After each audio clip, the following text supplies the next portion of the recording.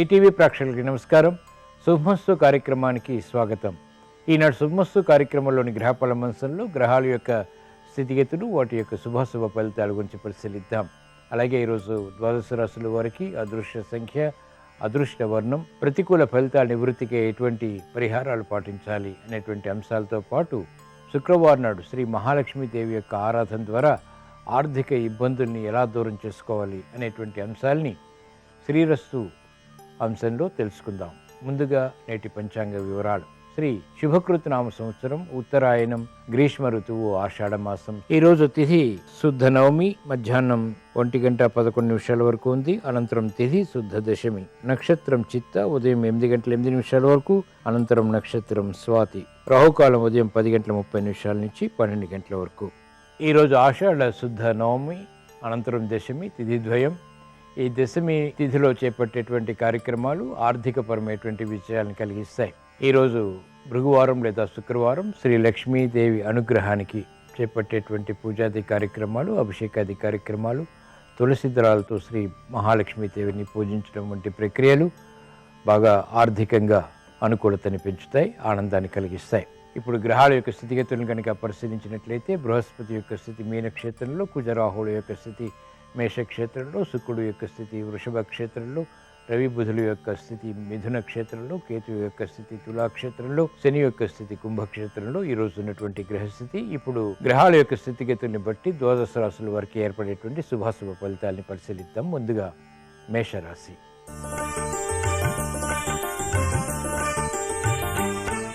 ఈరోజు మేషరాశి వారి ఫలితాలని పరిశీలించినట్లయితే ఆర్థిక విషయాలు అనుకూలిస్తాయి, సంభాషణలు రుచిస్తాయి, నూతన కార్యక్రమాల్లో వేగం పెరుగుతుంది, మానసిక ధైర్యం, మానసిక భీతి సమాంతరంగా ఉంటాయి. కార్యక్రమాలను వేగవంతంగా పూర్తి చేయాలనేటువంటి తపన పెరుగుతుంది. వ్యయం ఎక్కువగా ఉన్నప్పటికీ ఆదాయాన్ని కూడా సమాంతరంగా పెంపొందింపచేసుకునేటువంటి ప్రక్రియలు కూడా లాభిస్తాయి. మానసిక ఉల్లాసం మహిళలు కలిగి ఉంటారు. విద్యార్థులకి శుభ పరిణామాలు చోటు చేసుకుంటాయి. ఆర్థిక పరిస్థితి వ్యాపార రంగం వరకు మెరుగవుతుంది. క్రీడారంగం వరకు ఉత్తమ విజయ సాధనకే చేపట్టేటువంటి కృషి ఫలిస్తుంది. నూతన బాధ్యతలు సాఫ్ట్వేర్ రంగం వరకు పెరుగుతాయి. న్యాయవాద వృత్తి వారికి ప్రతిబంధకాలు తొలగిపోతే వైద్య వృత్తి వారికి అత్యంత అనుకూలం. ఈరోజు మేషరాశి వారు ప్రతికూల ఫలితాలు దూరం చేసుకోవటానికి, అనుకూల ఫలితాలు ఇంకా సాధించడానికి శ్రీ మహాలక్ష్మీదేవిని బిల్వదళాలతో పూజించడం శ్రేయస్కరం. ఈరోజు మేషరాశి వారి అదృష్ట సంఖ్య 2. ఈరోజు మేషరాశి వారి అదృష్ట వర్ణం తెలుపు.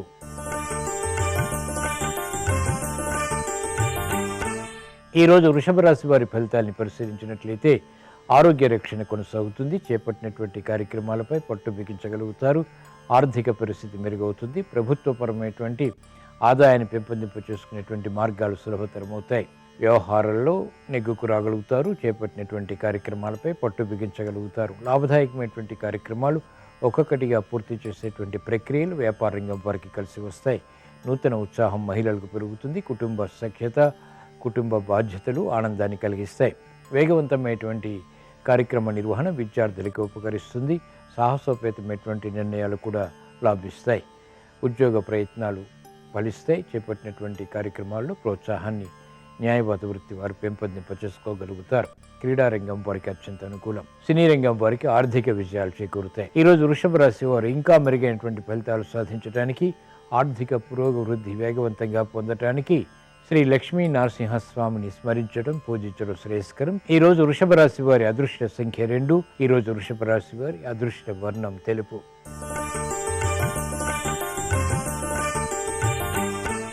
ఈరోజు మిథున రాశి వారి ఫలితాలను పరిశీలించినట్లయితే ఆర్థిక వ్యవహారాల్లో మెరుగైనటువంటి మార్పులు చోటు చేసుకుంటాయి. తెలివైనటువంటి నిర్ణయాల ద్వారా సమస్యలు పరిష్కరించుకోగలుగుతారు. వ్యాపార విజయాలకి చేపట్టేటువంటి కార్యక్రమ నిర్వహణలో ఆసక్తికరమైనటువంటి అంశాలు బలాన్ని పెంచుతాయి. విద్యాపరమైనటువంటి అంశాలపై విద్యార్థులకి అవగాహన చేకూరుతుంది. శ్రద్ధతో కార్యక్రమ నిర్వహణ కొనసాగించగలుగుతారు. మహిళలకు గృహోపయోగ కార్యక్రమాల్లో ప్రోత్సాహం ఉంటుంది. వృత్తి, వ్యాపార, ఉద్యోగ సంబంధిత కార్యక్రమాల్లో ప్రోత్సాహం కొనసాగుతుంది. అవమానకర సంఘటనలు ఉన్నప్పటికీ వ్యాపారపరమైన, ఆర్థికపరమైనటువంటి అంశాల్లో సాఫ్ట్వేర్ రంగం వారికి ప్రతికూలత తగ్గుతుంది. ఆశించినటువంటి ప్రయోజనాలు శాస్త్రజ్ఞులు కొనసాగించగలుగుతారు. అభివృద్ధి కార్యక్రమాల్లో క్రీడారంగం వారికి అనుకూలత ఏర్పడుతుంది. ఈరోజు మిథున రాశి వారు ప్రతికూల ప్రభావాన్ని ఎదుర్కోవటానికి, అనుకూల పరిస్థితులు సాధించడానికి శ్రీ మహావిష్ణువుని స్మరించడం, పూజించడం శ్రేయస్కరం. ఈరోజు మిథున రాశి వారి అదృష్ట సంఖ్య 5. ఈరోజు మిథున రాశి వారి అదృష్ట వర్ణం ఆకుపచ్చ.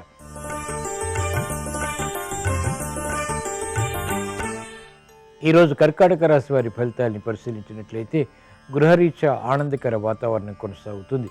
శ్రమతో కూడిన విజయాలు సాధించగలుగుతారు. ఉత్తమ విజయ ప్రాప్తికే చేపట్టేటువంటి ప్రయత్నాల్లో ఆనందకర సంఘటనలు చోటు చేసుకుంటాయి. మిత్రులతోటి సఖ్యత పెరుగుతుంది. బంధువుల ద్వారా సహాయ సహకారాలు లభిస్తాయి. ఆనందకర వాతావరణం వ్యాపార రంగం వారికి ఆర్థికంగా కూడా కొనసాగుతుంది. శుభ సంకల్పాలు మహిళలకు నెరవేరుతాయి. పట్టుదల, కార్యదీక్ష వంటివి ఆనందాన్ని పెంపొందింపచేస్తాయి. సాఫ్ట్వేర్ రంగం వారికి ఉన్నతి లభిస్తుంది. ఆదాయాన్ని పెంపొందింప చేసుకునేటువంటి అవకాశాలు పొందగలుగుతారు. క్రమశిక్షణతో కూడినటువంటి కార్యాచరణ కూడా లాభిస్తుంది. వేగవంతమైనటువంటి నిర్ణయాలు స్థిరాస్తి రంగం వారికి ఆర్థికంగా కలిసి వస్తాయి.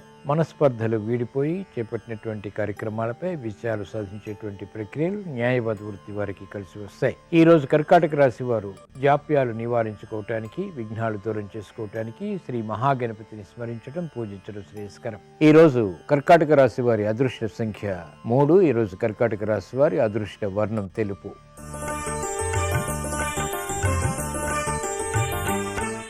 ఈరోజు సింహరాశి వారి ఫలితాన్ని పరిశీలించినట్లయితే ఆర్థిక పరమైనటువంటి విషయాల్లో జాగ్రత్తలు పాటించాలి. ప్రయాణాల విషయంలో కూడా జాగ్రత్తలు తప్పనిసరి. పిల్లల విషయంలో అశ్రద్ధతో కూడినటువంటి నిర్ణయాల ద్వారా ఏర్పడినటువంటి సమస్యలు ప్రబలమవుతాయి. కాలయాపన ద్వారా ఏర్పడినటువంటి ప్రతికూల ప్రభావం కూడా ప్రబలమవుతుంది. ఆశించినటువంటి ప్రయోజనాలు వెంటనే సాధించలేకపోతారు. ఆర్థికపరమైనటువంటి వ్యవహారాల్లో వ్యాపార రంగం వారు జాగరూకతతో కూడిన నిర్ణయాల ద్వారా మాత్రమే విజయాలు సాధించగలుగుతారు. విద్యార్థులకి సూక్ష్మత తగ్గుతుంది.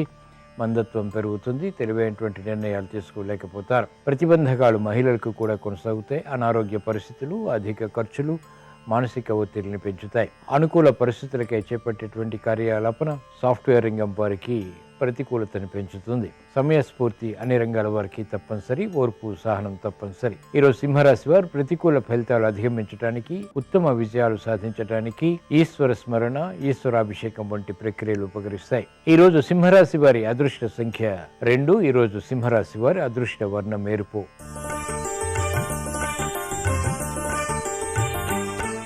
ఈరోజు కన్యారాశి వారి ఫలితాలను పరిశీలించినట్లయితే మానసిక ప్రశాంతత పెరుగుతుంది. చేపట్టినటువంటి కార్యక్రమాలపై అవగాహన కలిగి ఉంటారు. ఏకాగ్రత పెరుగుతుంది. శ్రద్ధతో కూడినటువంటి కార్యక్రమాల్ని వేగవంతంగా పూర్తి చేయగలుగుతారు. ఉద్యోగ సంబంధిత కార్యక్రమాల్లో ప్రోత్సాహం లభిస్తుంది. నూతన ఉత్సాహాన్ని కూడగట్టుకుని చేపట్టేటువంటి కార్యక్రమాలు బాగా లాభిస్తాయి. మానసిక సంఘర్షణలు తగ్గుతాయి. వేగవంతమైనటువంటి నిర్ణయాలు మహిళలు గృహపరంగా తీసుకోగలుగుతారు. కుటుంబ సఖ్యతకే చేపట్టేటువంటి కార్యక్రమాల్లో ప్రోత్సాహాన్ని పొందగలుగుతారు. అభివృద్ధి కార్యక్రమాలు వ్యాపార రంగం వారికి కూడా లాభిస్తాయి. ప్రయాణాల విషయంలో అన్ని రంగాల వారు జాగ్రత్తలు పాటించాలి. ఆకస్మిక పరిణామాలు ఆర్థిక పరంగా కూడా ప్రతికూలంగా చోటు చేసుకునేటువంటి అవకాశాలు లేకపోలేదు. ఈరోజు కన్యారాశి వారు ఇంకా మెరుగైనటువంటి ఫలితాలు సాధించడానికి, ప్రమాదాలు దూరం చేసుకోవడానికి శ్రీ ఆంజనేయ స్వామిని దర్శించడం, స్మరించడం, పూజించడం శ్రేయస్కరం. ఈరోజు కన్యారాశి వారి అదృష్ట సంఖ్య 5. ఈరోజు కన్యారాశి వారి అదృష్ట వర్ణం ఎరుపు.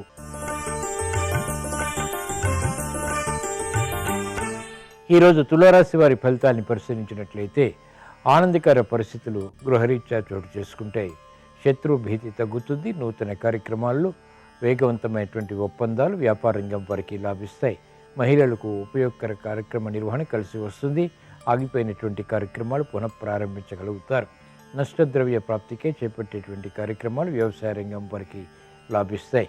నూతన ఉత్సాహం మహిళలకు పెరుగుతుంది. ఆరోగ్య రక్షణకై చేపట్టేటువంటి కార్యక్రమాల్లో శుభ పరిణామాలు చోటు చేసుకుంటాయి. ఆనందాన్ని కలిగిస్తాయి. అభివృద్ధి కార్యక్రమాలు సాఫ్ట్వేర్ రంగం వారు కొనసాగించగలుగుతారు. ఈరోజు తులారాశి వారు ఇంకా మెరుగైనటువంటి ఫలితాలు సాధించడానికి, ప్రతికూల ప్రభావాన్ని ఎదుర్కోవటానికి శ్రీ దుర్గాదేవిని పూజించడం, స్మరించడం శ్రేయస్కరం. ఈరోజు తులారాశి వారి అదృష్ట సంఖ్య 5. ఈరోజు తులారాశి వారి అదృష్ట వర్ణం ఆకుపచ్చ.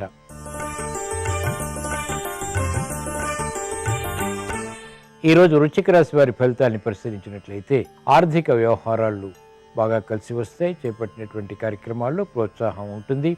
విద్యా సంబంధిత ప్రయత్నాల్లో ఆశించినటువంటి ప్రయోజనాలు పొందగలుగుతారు. ఆర్థిక పరిస్థితి మెరుగవుతుంది. మానసిక క్లేశాలు తగ్గుతాయి. ఆరోగ్య పరిస్థితి కూడా మెరుగవుతుంది.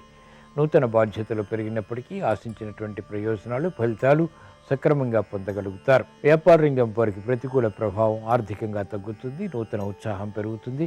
విద్యార్థులకి సమయస్ఫూర్తితో కూడినటువంటి నిర్ణయాలు విద్యాపరంగా ఉపకరించి అభివృద్ధిని కలిగిస్తాయి. వేగవంతమైనటువంటి కార్యాచరణ సాఫ్ట్వేర్ రంగం వారికి లాభిస్తుంది. మంచి నిర్ణయాలు క్రీడారంగం వారు తీసుకోగలుగుతారు. తద్వారా ఉత్తమ విజయ ప్రాప్తి లేకపోలేదు. ఈరోజు వృశ్చిక రాశి వారు వేగవంతమైన ఇంకా మెరుగైనటువంటి ఫలితాలు సాధించడానికి శ్రీ ఆంజనేయ స్వామిని దర్శించడం, పూజించడం శ్రేయస్కరం. ఈ రోజు వృశ్చిక రాశి వారి అదృష్ట సంఖ్య 9. ఈ రోజు వృశ్చిక రాశి వారి అదృష్ట వర్ణం ఎరుపు.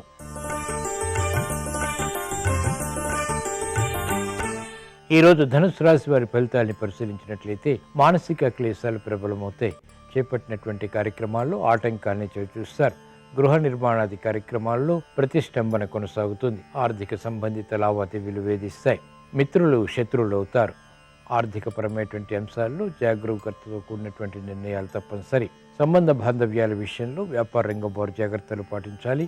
నమ్మిన వారి నుంచి మోసగింపబడేటువంటి సంఘటనలు చోటు చేసుకుంటే తద్వారా మానసిక వ్యాకులతలు పెరుగుతాయి. అభివృద్ధి కార్యక్రమాల్లో ఆటంకాలను సాఫ్ట్వేర్ రంగం వారు ఎదుర్కోలేకపోతారు. సంతృప్తికర సంఘటనలు విద్యార్థులకి తగ్గుతాయి. ఆశించినటువంటి ప్రయోజనాలు సాఫ్ట్వేర్ రంగం వారు వెంటనే సాధించలేకపోతారు. ఈరోజు ధనుస్సు రాశి వారు ప్రతికూల ప్రభావాన్ని ఎదుర్కోవటానికి, ఇంకా మెరుగైనటువంటి పరిస్థితులు సాధించడానికి శ్రీ లక్ష్మీ నరసింహస్వామిని స్మరించడం, పూజించడం శ్రేయస్కరం. ఈరోజు ధనుస్సు రాశి వారి అదృష్ట సంఖ్య 1. ఈరోజు ధనుస్సు రాశి వారి అదృష్ట వర్ణం ఆకుపచ్చ.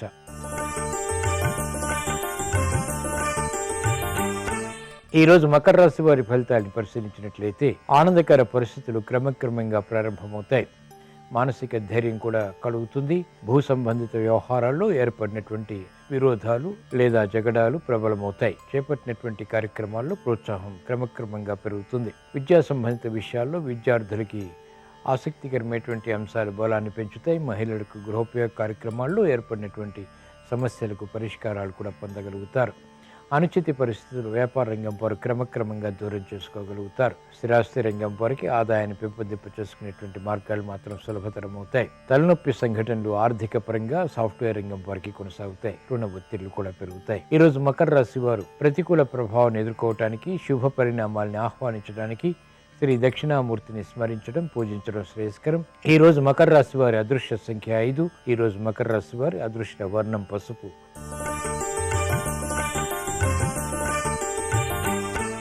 ఈరోజు కుంభరాశి వారి ఫలితాన్ని పరిశీలించినట్లయితే ఆర్థిక పరిస్థితి మెరుగవుతుంది. ఆరోగ్య పరిస్థితి కూడా మెరుగవుతుంది. సంబంధ బాంధవ్యాలు మెరుగవుతాయి. చేపట్టినటువంటి కార్యక్రమాలపై శ్రద్ధని పెంపొందింప చేసుకోగలుగుతారు. శ్రమ అధికంగా ఉన్నప్పటికీ ఆలోచించి తీసుకున్నటువంటి నిర్ణయాలు వ్యాపారపరంగా వ్యాపార రంగం వారికి కలిసి వస్తాయి. నూతన ఉత్సాహం విద్యార్థులకి పెరుగుతుంది. మహిళలకు నూతన వస్తు కొనుగోళ్లు, వాహన కొనుగోళ్లు వంటివి ఆనందాన్ని కలిగిస్తాయి. శుభ సంకల్పాలు గృహపరంగా నెరవేరుతాయి. ఆశాజనకమైనటువంటి వాతావరణం క్రీడారంగం వారికి వృత్తిపరంగా కొనసాగుతుంది. ఈరోజు కుంభరాశి వారు ఇంకా మెరుగైనటువంటి ఫలితాలు సాధించడానికి, ఆర్థిక పురోభివృద్ధిని పెంపొందింప చేసుకోవటానికి శ్రీ మహాలక్ష్మీదేవిని పూజించడం శ్రేయస్కరం. ఈరోజు కుంభరాశి వారి అదృష్ట సంఖ్య 6. ఈరోజు కుంభరాశి వారి అదృష్ట వర్ణం ఎరుపు.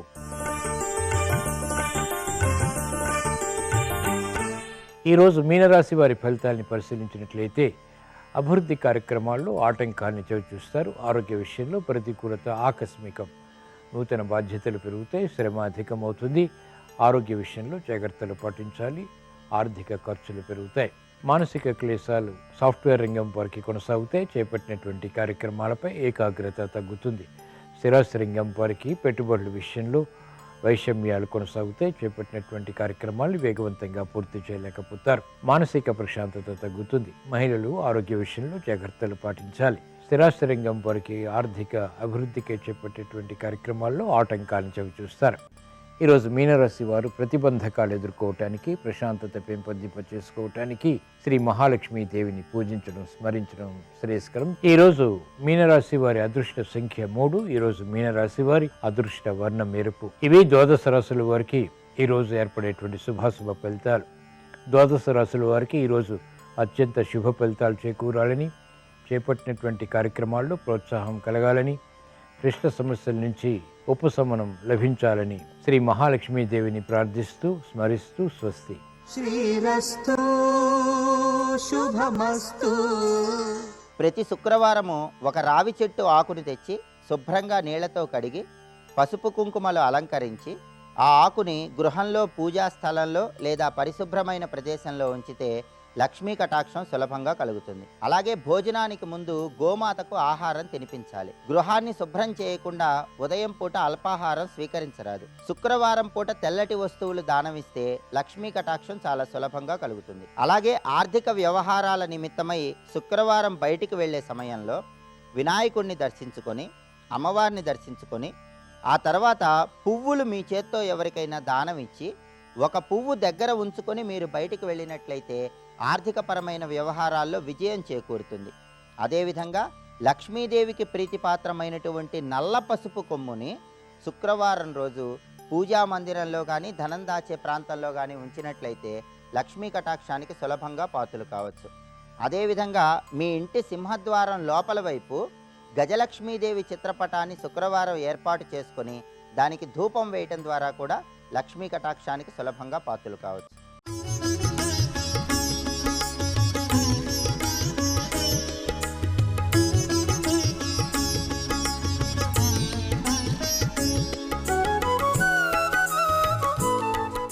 శుభమస్తు కార్యక్రమంలో గృహబలం అంశానికి స్వాగతం.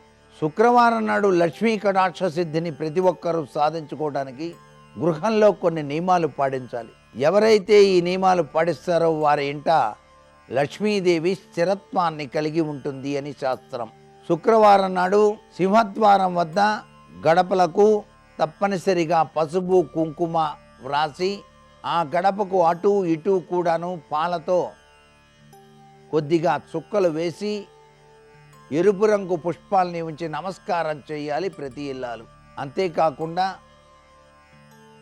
మీ ఇంటి ప్రాంగణంలో గనక అమ్మలగన్న అమ్మ అయినటువంటి దివ్యస్వరూప తత్వంలో నిదర్శనమైనటువంటి వృక్షరాజం వేప చెట్టు గనక ఉన్నట్లయితే ఆ వేప చెట్టుకు పసుపు కుంకుమ రాసి సద్ది అన్నం అంటే పెరుగు కలిపినటువంటి అన్నాన్ని ఉప్పు వేసి నైవేద్యంగా సమర్పించాలి.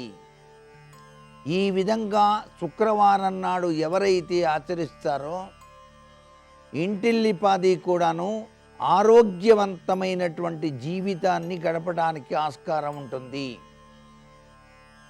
పిల్లలు సైతం కూడాను చాలా చక్కగా వృద్ధిలోకి రావడానికి ఆస్కారం ఉంటుంది. శుక్రవారం నాడు ప్రతి ఇంటి ఇల్లాలు కూడాను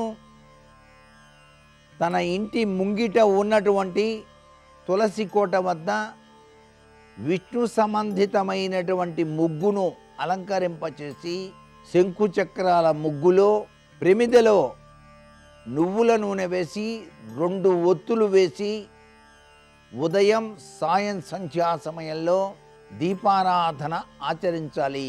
ఒక చెంబు నీళ్లలో నైవేద్యం చేసినటువంటి ఆవు పాలు కాసిని పోసి ఆ తులసి చెట్టుకు సమర్పించి ఆ తులసి మొక్కకు ఆ నీటిని సమర్పించినప్పుడు అక్కడ ఉన్నటువంటి పవిత్రవంతమైనటువంటి మట్టిని తీసుకొని నుదుట ధారణ చేయాలి.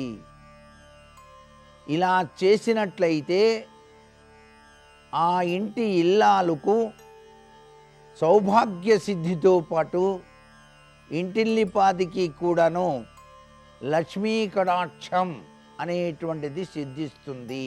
మీ ఇంటి ప్రాంగణంలోని పూల మొక్కలకు నీరు పోసి ఆ పూలను కోస్తూ శ్రీమాత్రే నమః అని చెప్పేసి మనసు నిండా తలుచుకొని ఆ పూలను దండగా అమర్చి విష్ణుదేవునికి లక్ష్మీదేవికి అలంకరించటం వల్ల శుక్రవారం నాడు చాలా చక్కటి యోగవంతమైనటువంటి ఫలితాన్ని ఇంటిల్లిపాది కూడాను సాధింప చేసుకోవటానికి ఆస్కారం ఉంటుంది. అంతేకాకుండా శుక్రవారం నాడు ఇంటిలోనే ముత్తైదువులను పిలిచి లలితా సహస్రనామార్చన పఠనం చేసి వారందరికీ కూడాను పండు తాంబూలాదులు గనక ఇచ్చినట్లయితే గృహంలో సువాసినర్చిత ప్రీత అనేటువంటి తత్వం మీ గృహంలో విరాజిలింప చేసుకొని అద్వితీయమైనటువంటి ఐశ్వర్యంతో తొలతూగుతారు. వ్యాపార వర్గాలు ఆచరించవలసినటువంటి విధి విధాన రీత్యా కూడాను శుక్రవారం నాడు తలుపు తెరవగానే మీ వ్యాపార కేంద్రం వద్ద రెండు వైపులా కూడాను గుప్పెడు ఉప్పు పోసి నిమ్మకాయ కోసి పసుపు కుంకుమ అద్ది ఆ ఉప్పు మీద ఉంచి దుకాణంలోని లక్ష్మీదేవికి అగరబత్తీలు వెలిగించి చూపించాలి. ఇలా గనక చేసినట్లయితే మీ వ్యాపారం అభివృద్ధి పదంలో పయనించడానికి లక్ష్మీ కటాక్షం అనేటువంటిది వచ్చి తీరుతుంది. అంతేకాకుండా చిన్ని చిన్ని దుకాణాలు నడిపేటువంటి వారు ఈ యొక్క శుక్రవారం నాడు దుకాణం మూయటానికి ముందు ఎవరూ చూడకుండా ఒక గుప్పెడు నల్ల మినువులు దుకాణంలోకి వెదజల్లాలి. మర్నాడు రాగానే చీపిరితో ఆ నల్ల మినువులన్నింటినీ కూడాను చిమ్మేసి దూరంగా పారవేయాలి. ఇలా గనక చేసినట్లయితే నరఘోష నరప్రభావరీత్యా వ్యాపారం సన్నగిల్లినట్లయితే ఆ వ్యాపారం పురోభివృద్ధి సాధించడానికి ఈ యొక్క పరిహార ప్రక్రియ బాగా సహకరిస్తుంది. అంతేకాకుండా మీకు దుకాణం తెరిచినప్పుడే ప్రతి శుక్రవారం నాడు కానివ్వండి లేక ఆదివారం నాడు కానివ్వండి 5 నిమ్మకాయలు దుకాణం ముందు భాగాన పై భాగాన కట్టాలి. అవి ఎండిపోయి గనక ఉన్నట్లయితే వాటిని శనివారం పూట తీసేయాలి. మరలా కొత్తవి గురువారం నాడు కానీ శుక్రవారం నాడు కానీ ఉంచాలి. శుక్రవారం నాడు నిమ్మకాయల్ని లక్ష్మీదేవి దగ్గర ఉంచి పూజ చేసి ఆ కాయలు గనక మీరు దుకాణం ముందు భాగాన గనక కట్టినట్లయితే 5 తప్పనిసరిగా వ్యాపారం పరిపూర్ణంగా అభివృద్ధిలోకి వస్తుంది అని చెప్పేసి శాస్త్రం. ఈ వ్యాపార లాభ సూత్రాలు ప్రతి ఒక్కరూ కూడాను ఆచరించవచ్చు. అంతేకాకుండా మీరు దుకాణం తెరవగానే దుకాణాన్ని పరిశుభ్రంగా చిమ్మి నీటిలో ఉప్పు కలిపి కొద్దిగా కనుక చిలకరించినట్లయితే నీటిని దుకాణం ముందు భాగాన లోపల కూడా తప్పనిసరిగా లక్ష్మీ కటాక్ష సిద్ధి ఆ వ్యాపార స్థలికి వచ్చి తీరుతుంది సుమా. ఇంత గొప్ప విశేషకరమైన ప్రభావాలన్నీ కూడా వ్యాపారస్తులకు శుక్రవారం నాడు ఆచరించవలసినటువంటి ముఖ్యమైనటువంటి లక్షణాలుగా మనకు పరిహార ప్రక్రియ రీత్యా శాస్త్రాల్లో చెప్పారు. మరికొన్ని ముఖ్య విషయాలు రేపటి శుభమస్తు కార్యక్రమంలోని గృహబల అంశంలో తెలుసుకుందామా? మరి సర్వే జనా సుఖినో భవంతు.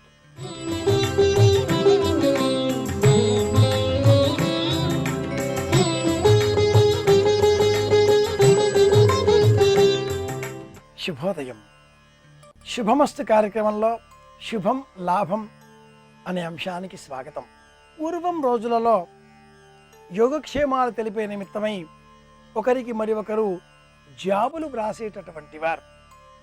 అలా ఉత్తరాలు వ్రాసేటటువంటి కాలాలలో ఆ జాబు పైన శ్రీరాములు నీవే కలవు, శ్రీరామ రక్ష సర్వజగద్రక్ష అని ముందుగా వ్రాసి ఆ తదుపరి ఉభయ కుశలోపరి అంటూ ప్రారంభం చేసేటటువంటి వారు. జాబు పైన శ్రీరామ రక్ష శ్రీరాములు నీవే కలవు అన్న ఆ పదబంధాలు చూడగానే ఈ జాబు లేఖ ఉత్తరం శుభవార్తలకు సంబంధించినది, శుభసూచకం అని ప్రశాంతమైన మనస్సుతో జాబును ఇంటివారు చదివేటటువంటి వారు, అందరికీ చదివి వినిపించేటటువంటి వారు, అంత ఆనందాన్ని పంచుకునేటటువంటి వారు. క్రమేణా ఈ పరిస్థితులు అంతర్ధానమయ్యాయి. ఇప్పుడంతా కూడా చరవాణిల ద్వారా సంక్షిప్త సందేశాలు విస్తృతంగా విశేషంగా బహుళ ప్రచారంలోకి వచ్చాయి. ఈ సందర్భంగా కూడా జ్ఞాపకం పెట్టుకోవాల్సిన అంశం శ్రీరామ జయం అన్న శబ్దాన్ని ముందుగా వినియోగించడం. ఎవరు ఏ విధంగా చరవాణులలో ఎటువంటి సమాచారాలను ఎదుటి వారికి పంపించదలుచుకున్నా కూడా ప్రప్రథమంగా శ్రీరామ జయం అన్న శబ్దాలను పదాలను ముందుగా వ్రాసి ఆ తదుపరి ఇతరములైన విషయాలన్నింటినీ కూడా ప్రస్తావన చేస్తే చదివేటటువంటి ఆ సందేశాన్ని అందుకునేటటువంటి వారికి కూడా మానసిక ఆందోళన కలగదు. ప్రశాంతంగా పరమ ఆనందదాయకంగా ఆ సందేశంలోని సారాంశాన్ని స్వీకరించగలుగుతారు. ఆషాఢ మాసంలోని శుక్రవారం నాడు పాటించవలసినటువంటి విధులు ఏమిటి? చక్కటి ఆచారాన్ని తెలుసుకోవడంతో పాటుగా ఆ ఆచారాన్ని అంతరార్థాన్ని గుర్తించి ఆ మార్గంలో నడుచుకోవడంతో పాటుగా విశేషంగా శుక్రవారం నాడు ఏం చేస్తే మనకు లక్ష్మీదేవి అనుగ్రహం లభిస్తుంది అనే అంశాన్ని కూడా ప్రస్తావన చేస్తే, రాళ్ల ఉప్పు, దీనినే కళ్ళ ఉప్పు అంటారు. ఈ రాళ్ల ఉప్పు లేక కళ్ళ ఉప్పును వినియోగించి ఆషాఢ మాసంలోని శుక్రవారం నాడు అమ్మ అనుగ్రహాన్ని ఎలా పొందవచ్చు అనే ప్రశ్న వేసుకుంటే, ఈరోజు అమ్మ అనుగ్రహం పొందగోరి సంపద కావాలి, ఆర్థికపరమైన చిక్కులు తొలగిపోవాలి, రుణ బాధలు తొలగిపోవాలి, మన వద్ద డబ్బు తీసుకున్న వారు మన డబ్బు మనకు తిరిగి ఇచ్చేయాలి, అలాగే ఏ విధమైన అప్పుల బాధలు లేకుండా అవసరానికి తగినంత సంపదలు, ధనం, కరెన్సీ నిల్వలు ఇంట్లో ఉండాలి, అందరికీ ఆనందం కలగాలి అనే విధంగా లక్ష్మీదేవికి సంబంధించిన ప్రత్యేకమైన ఒక దీపారాధన చెయ్యాలి అంటుంది శాస్త్రం. ఆచారకాండలో ప్రత్యేక విధి విధానాలలో తంత్ర మార్గంలో చెప్పబడినటువంటి ఈ కళ్ళ ఉప్పు దీపంలో ఉండే అంతరార్థాన్ని ప్రత్యేకంగా మనం పరిశీలన చేస్తే, స్నానం చేసిన తదుపరి అమ్మవారి అనుగ్రహం పొందుకోరిన వారంతా దీపారాధన చేసేటటువంటి నియమాలకు లోబడి పూజాగృహం చక్కగా తుడిచి శుభ్రపరిచి నిత్య పూజలు పూర్తి చేసుకుని పుష్పాల చేత భగవంతుడిని అలంకరించి పిదప ఆ పూజా స్థలంలో ఆగ్నేయ దిగ్భాగంలో మోదుగ ఆకు లేదా అరటి ఆకు చిన్న కాగితం ప్రమాణంలో కత్తిరించి ఆ ఆకును అక్కడ ఉంచాలి.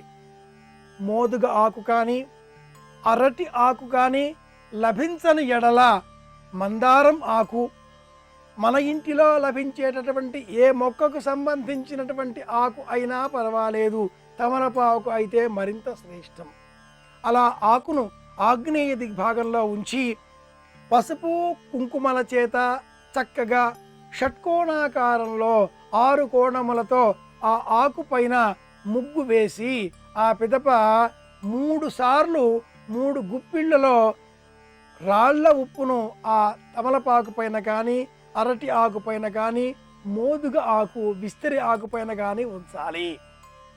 అనారోగ్య పరిస్థితులు ఇంట్లో ఉన్నాయి, వారికి ఆరోగ్యం చేకూరాలి అనేటటువంటి ఆలోచన కలవారు మోదుగ అంటే విస్తరి అంటారు ప్రాంతాలలో, అలా మోదుగ ఆకును వినియోగించాలి.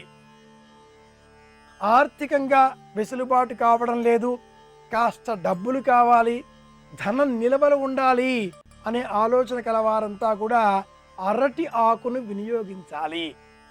అలాగే ఇంకా విశేషంగా ప్రత్యేక పరిస్థితులలో ఇబ్బందికరమైనటువంటి వాతావరణం ఉంది, రుణబాధలు పెరిగిపోయాయి, ఎవరూ ఎవరికి వినడం లేదు, ఇంటిలో వివాహం కావలసిన వారు యువతీ యువకులు ఇంట్లో ఉన్నారు, మాటా పెరుగుతోంది, వాగ్యుద్ధాలు పెరుగుతున్నాయి, మాటల మధ్య సామరస్య వాతావరణం తొలగిపోతుంది, ఎవరి ఏదైనా కూడా ఎదుటి వారికి దురర్థం వినిపిస్తోంది, ఇలాంటి మాటలతో కూడుకున్న యుద్ధాలు అవుతున్నాయి అనేటటువంటి బాధలలో ఉన్నటువంటి వారు కానీ, వివాహం ఆలస్యం అవుతున్నది అనేటటువంటి ఇబ్బందులలో ఉన్నటువంటి వారు కానీ తమలపాకులనే వినియోగించాలి. ఆర్థికంగా ఇబ్బందులు అరటి ఆకు, వివాహం ఆలస్యం కావడం తమలపాకు, అనారోగ్యం మోదుగ విస్తరి ఆకు. ఇలా ఆ ఆకులను వినియోగించి రెండేసి చొప్పున ఆ ఆకులను ఒకదానిపై మరొకటి ఉండే విధంగా ఏర్పాటు చేసుకుని 3 పిడికిళ్ళు కళ్ళ ఉప్పును ఆ ఆకులపైన గుప్పగా పోయాలి. అలా పోసే సమయంలో లలితా సహస్రనామావళి వస్తే చదవడం, లేదా మనసులో శ్రీమాత్రే నమః శ్రీమాత్రే నమః శ్రీమాత్రే నమః అంటూ అమ్మ నామాన్ని జపించడం. ఆ తదుపరి ఆ కళ్ళ ఉప్పు పైన కాసింత ఇలా వేళ్లతో నెమ్మదిగా చదరంగా ఒత్తి ఆ పిదప మట్టి ప్రమిదలు రెండింటిని విడివిడిగా తీసుకొని ఒకదానితో మరి ఒకటి ఉంచి ఆ మట్టి ప్రమిదలో ఆవు నేతితో దీపాన్ని వెలిగించాలి. ఆ దీపం ఆకాశం వైపు వెలిగే విధంగా 2 వత్తులు వేసినటువంటిదిగా ఉండాలి. 2 పువ్వొత్తులు వేసి ఆకాశం వైపు వెలిగే విధంగా ఆ దీపాలను వెలిగించి ఆ 2 ప్రమిదలను ఒకదానితో ఒకటిగా ఉంచి ఈ రాళ్ల ఉప్పు పైన కుప్పలో ఉంచి కుంకుమ కలిపిన గంధంలో వేలు అద్ది ఆ గంధంతో వృత్తాకారంగా చుట్టూరా ఒక వృత్తం గీసి పిదప 2 చేతులు జోడించి నమస్కరించి ప్రశాంతంగా ఆ దీపానికి ఎదరగా కూర్చొని లలిత సహస్రనామావళిని వినే ప్రయత్నం చెయ్యాలి, లేదా చెప్పే ప్రయత్నం చెయ్యాలి. శ్రీమాత శ్రీ మహారాజ్ఞి శ్రీమత్ సింహాసనేశ్వరి చిదగ్నికుండ సంభూత వస్తే చెప్పాలి, లేదా వినాలి. వింటే కూడా అంతే ప్రయోజనాన్ని ఈ దీపారాధన మనకు అందజేస్తుంది. విశేషంగా ఆషాఢమాసం అమ్మవారి పూజలకు ప్రత్యేకం.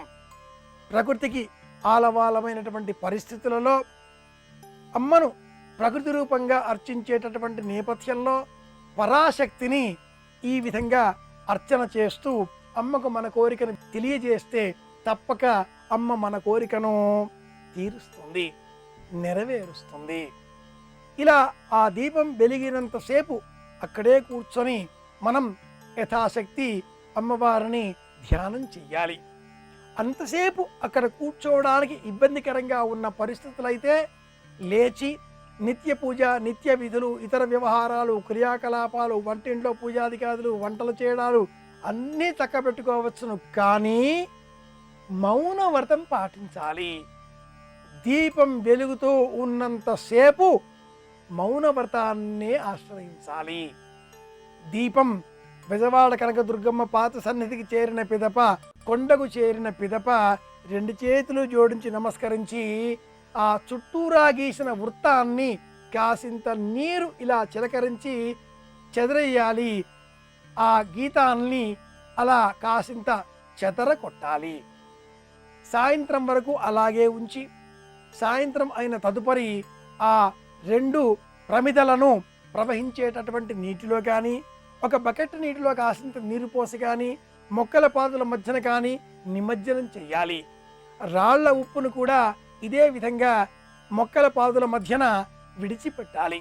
ఇలా 3 వారాలు లేదా 5 వారాలు పాటించినట్లయితే ఏ సంకల్పంతో ఈ రాళ్ల దీపాలు, రాళ్ల ఒత్తులతో, రాళ్ల ఉప్పుతో కూడుకున్న దీపాలు వెలిగిస్తున్నారో ఆ సంకల్పం నెరవేరుతుంది అని కూడా ప్రాచీన శాస్త్రాలలో చెప్పబడినటువంటి, తంత్ర మార్గాలలో చెప్పబడినటువంటి పరిహార పరిష్కార శాస్త్రం ఇలా తెలియజేస్తుంది. రాళ్ల ఉప్పు సమస్తమైన కోరికలను నెరవేర్చేటటువంటి శక్తి కలది కనుకనే కార్తీక మాసంలో శివారాధన చేసేటటువంటి సమయంలో శివాలయాలలో ధ్వజస్తంభం దగ్గర ఉంచి దీపారాధన చేస్తారు.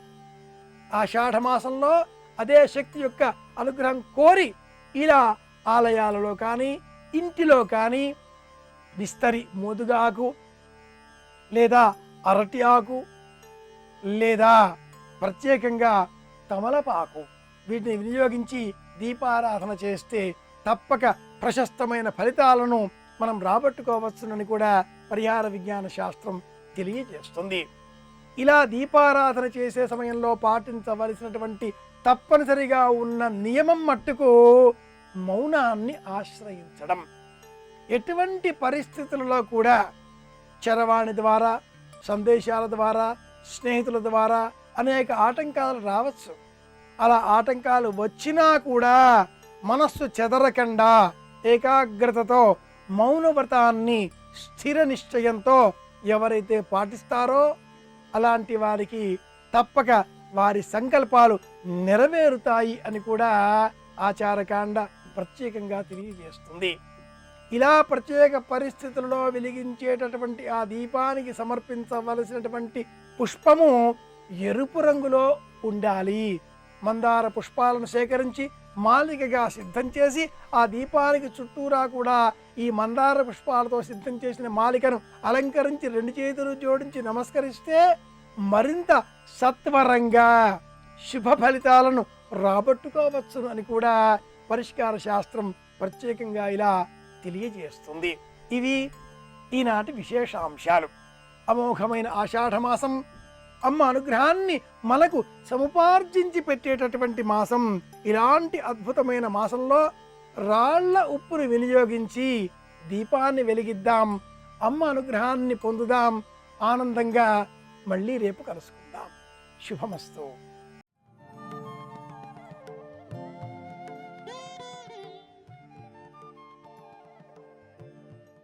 श्री महालक्ष्मी नमोस्तुते श्री महालक्ष्मी नमोस्तुते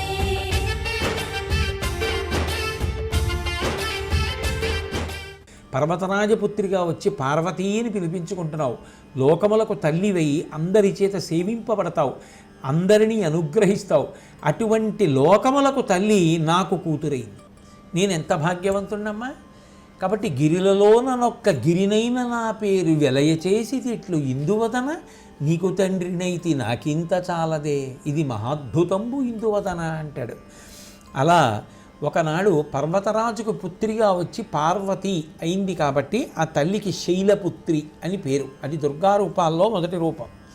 రెండవది బ్రహ్మచారిణి.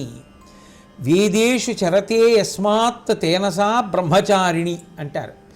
వేదముల యొక్క చివరి భాగముల యందు విహరించి ఆ తల్లి ఏ సాధకుడికి జ్ఞానమిచ్చి ఆ జ్ఞానము వలన ఇక పుట్టవలసిన అవసరం లేని మోక్షమును ఇస్తోందో అటువంటి మోక్షమును ఇవ్వగలిగినటువంటి తల్లి కాబట్టి బ్రహ్మజ్ఞానమునిస్తుంది కాబట్టి ఆవిడికి బ్రహ్మచారిణి అని పేరు. అలాగే చంద్రఘంట అని చంద్రఘంట అని 2 పేర్లతో పిలుస్తూ ఉంటారు.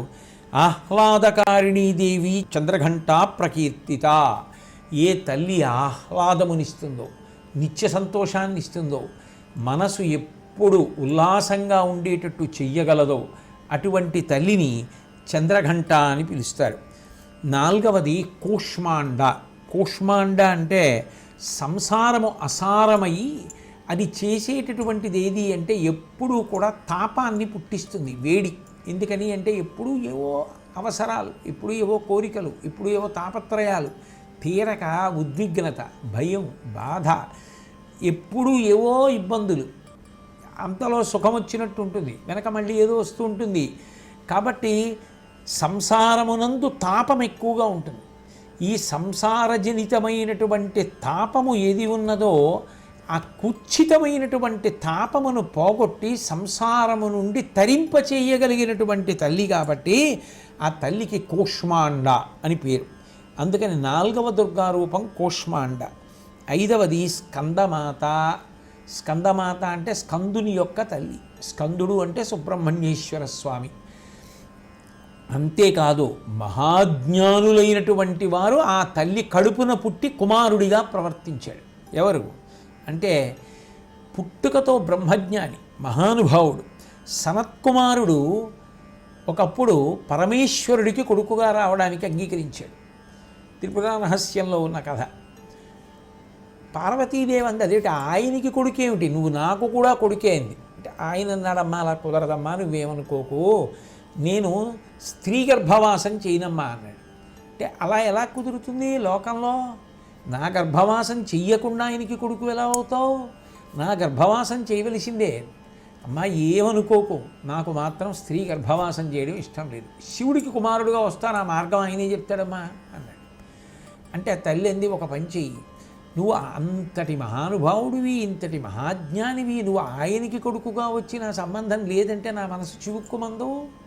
అందుకని ఒక పని చెయ్యి, నా శరీరము ఒకప్పుడు శరవణ తటాకం అన్న పేరుతో నీటిగా హ్రదంగా ఏర్పడి ఉంది కైలాస పర్వతం మీద.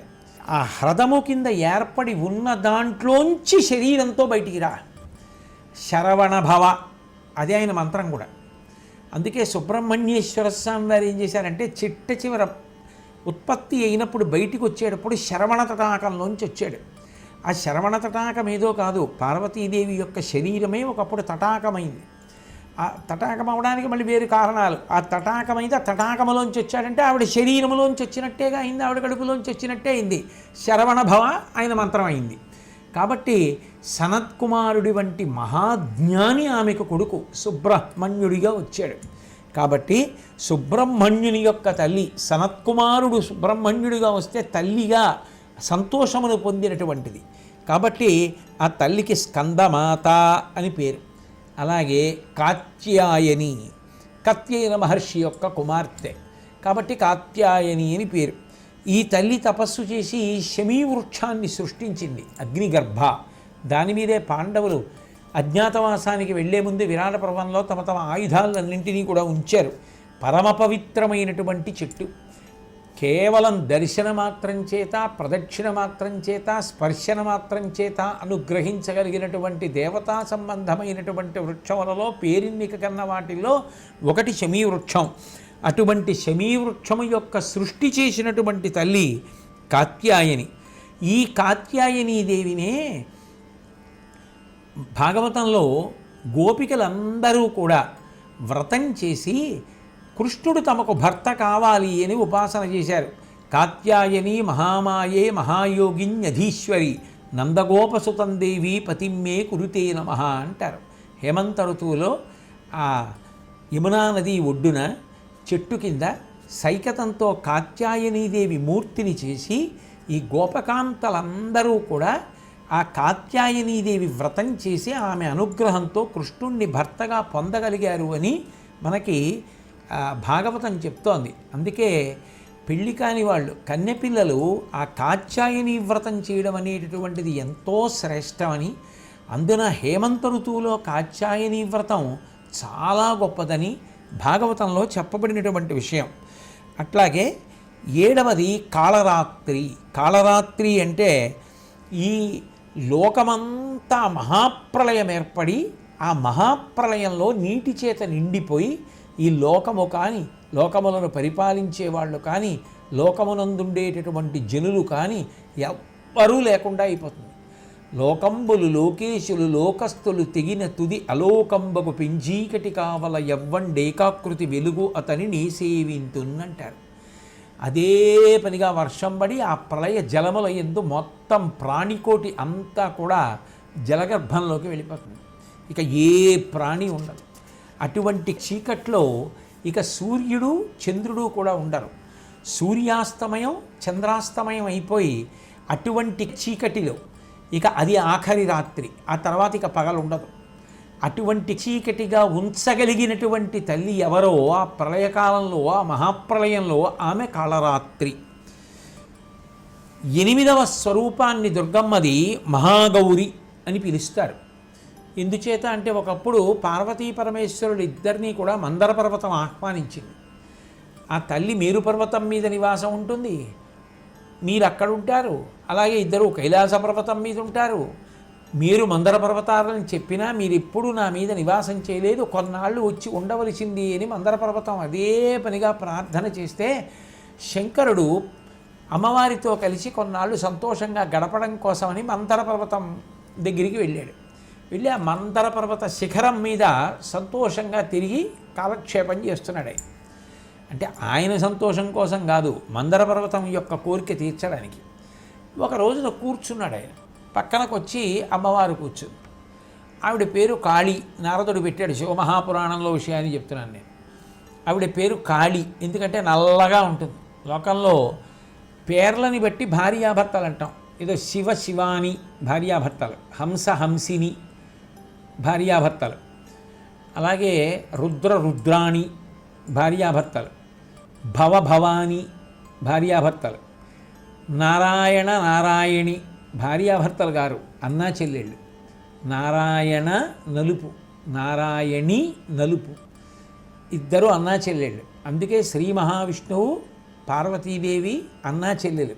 ఇద్దరూ అవతారాలు తీసుకుంటారు, ఇద్దరూ రాక్షస సంహారం చేస్తారు, ఇద్దరూ గురుమండలం, ఇద్దరూ జ్ఞానం ఇస్తారు. సౌభాగ్య లక్ష్మీ రావమ్మ అమ్మా